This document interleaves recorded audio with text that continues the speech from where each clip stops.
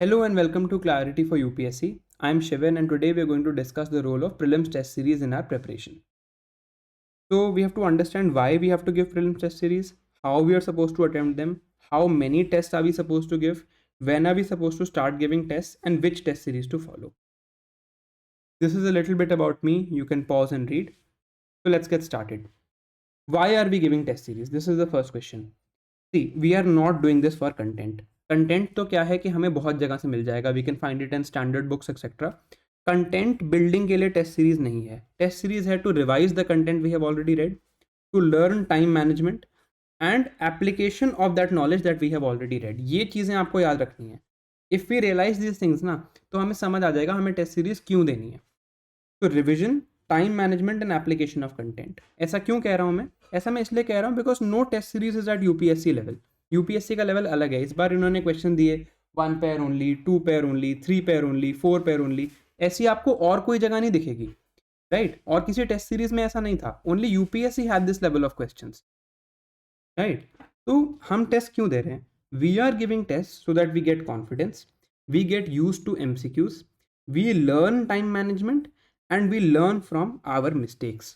These 4 things are the most important things when we are giving test series, right? And इसमें भी जो सबसे important है that is learning from our mistakes. इसके बारे में बात करते हैं. How can we learn from our mistakes? Mistakes कब होंगी? When we get a question wrong, right? तो अब questions क्यों गलत होते हैं? Firstly, ऐसा कुछ हो सकता है कि आपने रीड किया था but you could not recall it. जैसे आपने स्पेक्ट्रम में कुछ फैक्ट पढ़ा, उस फैक्ट पे क्वेश्चन आया बट आपको याद नहीं आया. तो what is the solution? Solution is revise more.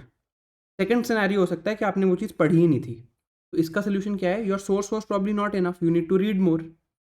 Third scenario क्या है कि आपने रीड किया था, आपने रिकॉल भी कर लिया बट वहाँ ऑप्शंस देख के may be because of MCQs your application was lacking. This is what I call known mistakes, right? तो ये थर्ड सिनेरियो है. इस केस का क्या मतलब है? That your MCQ practice is less. And fourth scenario है कि you make a silly mistake. आपकी रीडिंग भी ठीक थी, रिकॉलिंग भी ठीक थी, एप्लीकेशन भी ठीक थी, still you marked wrong. Silly mistakes का मतलब है आपने ओएमआर शीट में गलत मार्क कर दिया, आपने पढ़ के भी इनकरेक्ट को करेक्ट पढ़ लिया, something like that. Okay. Now after every test that you give, you need to analyse your wrong question and see के इन चारों आप you make 4 columns for wrong question and you see के what is the proportion here. Wherever the proportion is higher, मान लो आपके 50-60% जो गलत हो रहे हैं उनमें से बात कर रहा हूँ मैं. Let's say you get 10 questions wrong. अगर 5-6 इस कैटेगरी में फॉल कर रहे हैं, इसका मतलब आपको एमसीक्यू प्रैक्टिस की अभी और बहुत ज़्यादा ज़रूरत है. बट मान लो आपके 20 क्वेश्चन रॉन्ग हो रहे हैं, उनमें से 18 यहाँ फॉल कर रहे हैं, it means you need to read more. And आपके 20 क्वेश्चन गलत हो रहे हैं और आपने मान लो 15 फॉल हेयर, तो you need to revise more. तो we need to classify our wrong question in this format. ये कैसे कर सकते हैं ये भी मैं आगे आपको बताऊंगा, right? So once we make this classification, then we'll understand where we are going wrong and then we take action accordingly. ये नहीं कि आप पहले से डिसाइड करके आ जाओ कि मुझे 100 टेस्ट देने ही हैं. You might be very good at this. MCQ practice can only help you here when your reading, recalling is fine. Only after that the application part can be dealt with MCQs. If your reading is not fine or your recalling is not fine, MCQs will not make it better for you, right? Okay. अब देखो, दो तरह के question थे. एक तो reading, recalling and application is wrong या silly mistakes. इन दोनों में एमसीक्यू प्रैक्टिस हमें हेल्प करती है, बाकी दोनों में नहीं करती. तो हमें कब तक प्रैक्टिस करनी है? ये जो क्वेश्चंस हैं जिसमें रीडिंग रिकॉलिंग सही है, एप्लीकेशन गलत है या सिली मिस्टेक्स हैं, ये आइडियली ज़ीरो होने चाहिए. जब तक ये आपका सिनेरियो ना आ जाए कि आपके ये क्वेश्चन ज़ीरो हो गए, तब तक आप टेस्ट देते रहो. जिस दिन आपको लगे कि मैंने 2-3 टेस्ट दे दिए हैं यार, मेरे कोई नॉन क्वेश्चंस गलत नहीं है, मेरी कोई सिली मिस्टेक्स नहीं है, you can stop giving test. आपको कोई फर्क नहीं पड़ेगा. You have learn the art of MCQs. Now it's only about content and recall for you. Okay. अब बात करते हैं how we are suppose to give a test series. How में 2 एस्पेक्ट्स हैं. पहला अटेम्प्ट कैसे करना है, दूसरा एनालाइज कैसे करना है. तो पहले देखते हैं अटेम्प्ट को. अटेम्प्ट करने के लिए मैं आपको एक टिप दूंगा कि हमेशा ही ऑलवेज गिव देम ऑफलाइन. ये मैं भी फॉलो करता हूँ. Even though I am a fan of technology, I still try and give it offline. Why? Because exam में ऑफलाइन होना है. So you give an O M R sheet. ठीक है, आप ओ एम आर शीट पे दो. ओ एम आर शीट आप खरीद लो, you can buy in the market, आराम से मिल जाती है. O M R sheet you buy and you give on that. ठीक है. दूसरी चीज़, you give at 9:30 AM on a Sunday. Why? Because उस दिन भी prelims also happens from 9:30 to 11:30 AM. Okay, so you take the same time.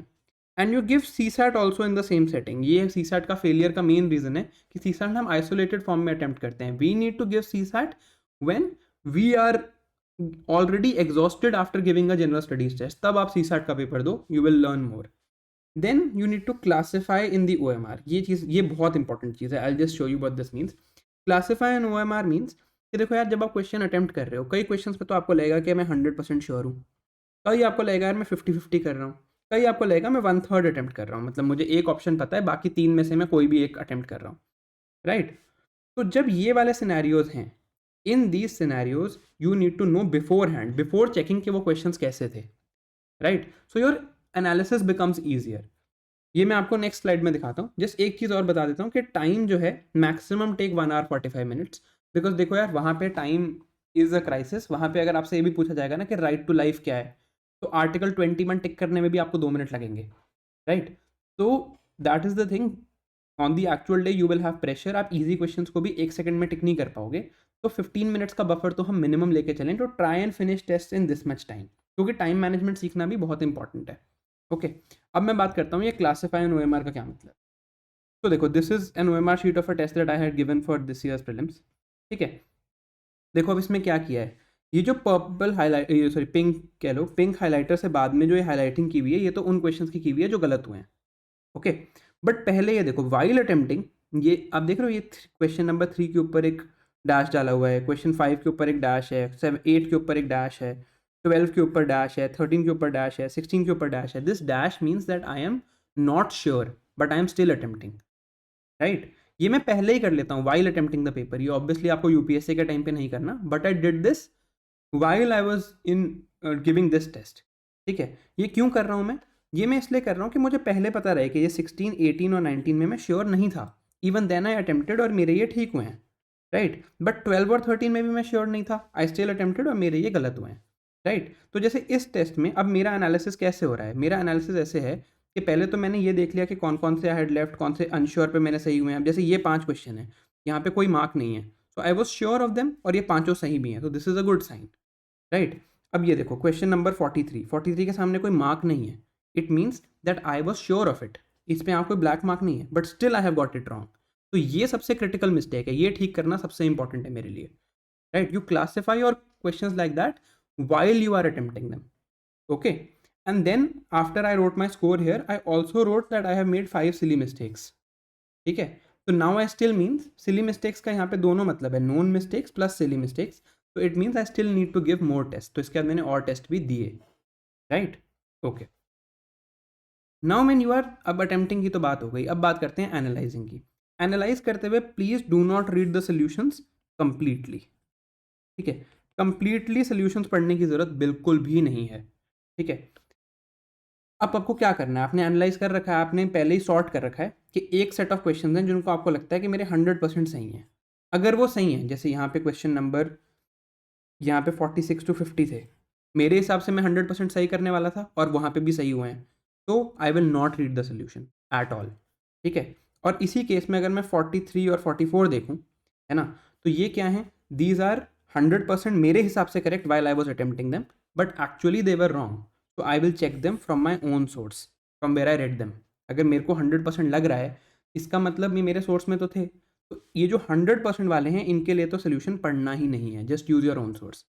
Then the second thing is, जो इन पे डैश लगा हुआ था, राइट, जो 50 या 33% की कैटेगरी में फॉल कर रहे थे, राइट, इसमें भी what I will do is I will check my own source first, कि कहीं मेरे सोर्स में थे तो नहीं, मुझे याद तो नहीं, ऐसा तो नहीं मुझे याद नहीं आ रहा, राइट। सो समझो, it is now relating with the first slide, अगर ये मेरे सोर्स में थे और मुझे याद नहीं आ रहा, I have a recall problem, but then it could also भी कि मुझे एप्लीकेशन प्रॉब्लम है या मेरा सोर्स ही इनफ नहीं है, then I will see the solution and C solution से I mean not the answer, वो जो डिटेल्ड सोल्यूशन दिया होता है, टेक्स्ट बेस्ड सोल्यूशन, उसकी बात कर रहा हूँ, right. Then you have, finally you are talking about those question that you have left, right, जो 0% है, जो आप छोड़ ही दोगे, जिनका आपको कुछ आइडिया नहीं था। अगर ये क्वेश्चंस बहुत ज़्यादा नहीं है, don't need to worry about them, अपने सोर्स में देखो, मोस्ट लाइकली अगर आपने छोड़ा है तो आपके सोर्स में नहीं होगा। सोल्यूशन बस ऊपर से जस्ट स्किम इट, बिल्कुल नोट्स बनाने की जरूरत नहीं है, just read it once and leave it. अगर आपके मेन सोर्स में नहीं है ना, और वैसा क्वेश्चन उन्होंने पूछ रखा है, तो कोई बात नहीं, just skim it and leave it. एक चीज़ और मैं आपको कहना चाहता हूँ कि test analysis, this should take a maximum of 5 hours, This is including giving the test. So test plus the test analysis should take maximum 5 hours. You start at 9:30. By 2:30 you should be done by test analysis, right? And then at 2:30 you give your CSAT. तो आप एक अपना Sunday का दिन इस काम के लिए रख सकते हो.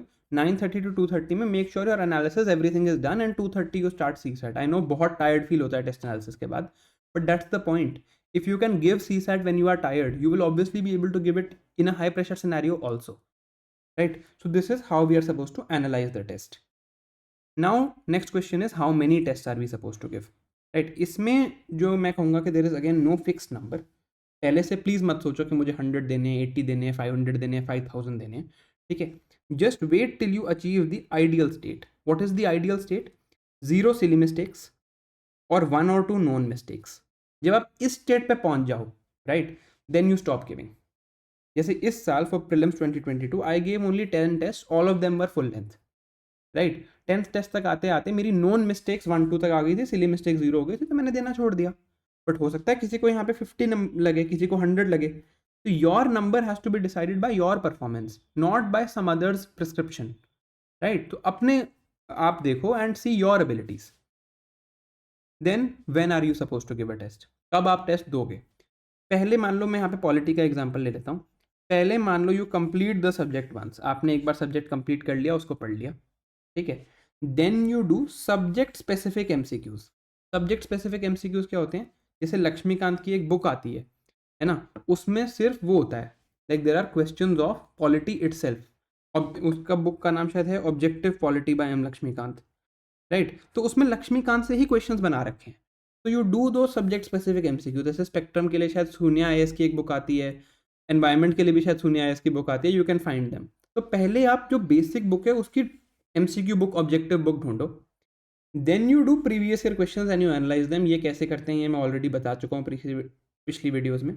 देन यू रीड और रिवाइज द सब्जेक्ट अगेन. आप एक्टिव रिकॉल से करो या properly you read again.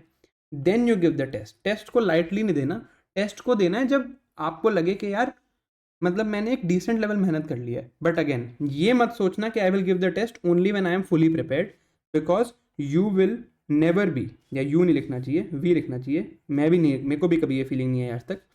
We will never be fully prepared. ये बात आप याद रख लो. कभी भी आपको या मुझे ऐसा नहीं लगता कि यार अब तो कुछ भी हो जाए, अब सब आता है इस टेस्ट इसके बारे में.